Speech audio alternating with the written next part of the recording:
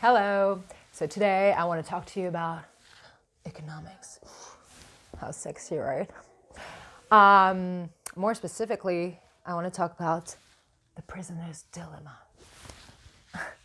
Ta-da! So this is not about us being prisoners. No, it's a microeconomic concept. It's like one of the very top concepts about human behavior in economics. And here we go. So basically, imagine there are two prisoners, or about to be prisoners. So let's say they sold drugs, and they're both supposed to go to jail for 2 years. However, the judge is very smart and sneaky, goes to each of them and he goes, listen, if you tell me more stuff that the other guy did, I'm going to cancel your jail time and your friend will go to jail for 5 years, but whatever. So both guys basically are like, oh my God, I can avoid going to jail. And this is going to be terrible for my friend, but this is going to be really good for me. And they are both going to separately decide to give their friend's name and to say more stuff they've done. So basically, they both end up going to jail for 5 years.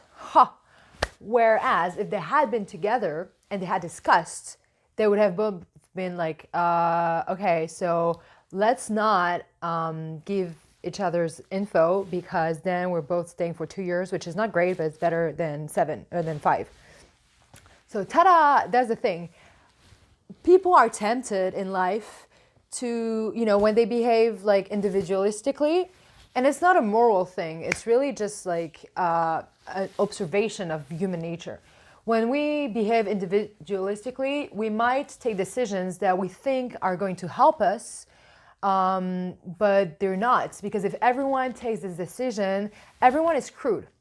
Whereas if we would all talk together and look at the different options and solutions and cooperate, we would be in a way better situation.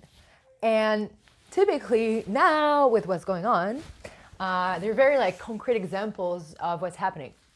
So the first example is with confinement.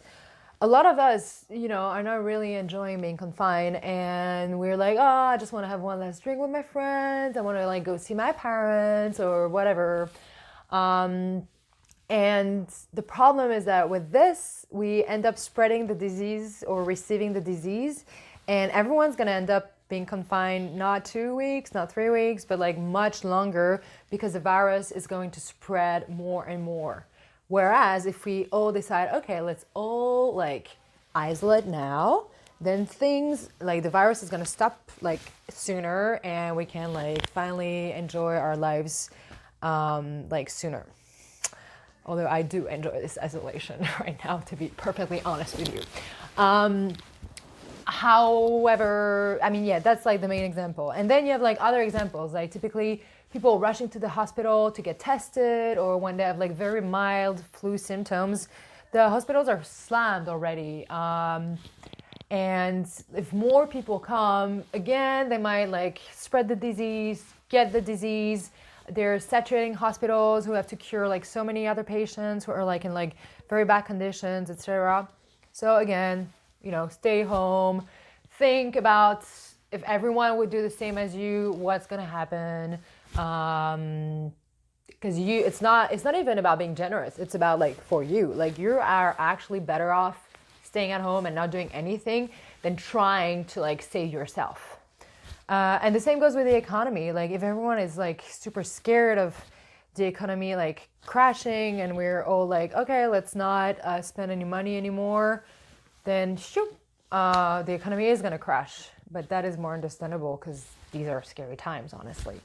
And same with the toilet paper. If everyone buys toilet paper, no one is going to have toilet paper because the factories are going to get even more saturated, and they are going to stop respecting basic sanitary conditions so that they can produce faster, so that there's toilet paper sooner, and then again, problems arise. So if you want to avoid all this, just stay at home and enjoy and drink a glass of wine, play guitar, sing, dance, do some sport. I don't know. Just freaking enjoy. Anyways, thank you very much for listening to me, and I wish you a beautiful day.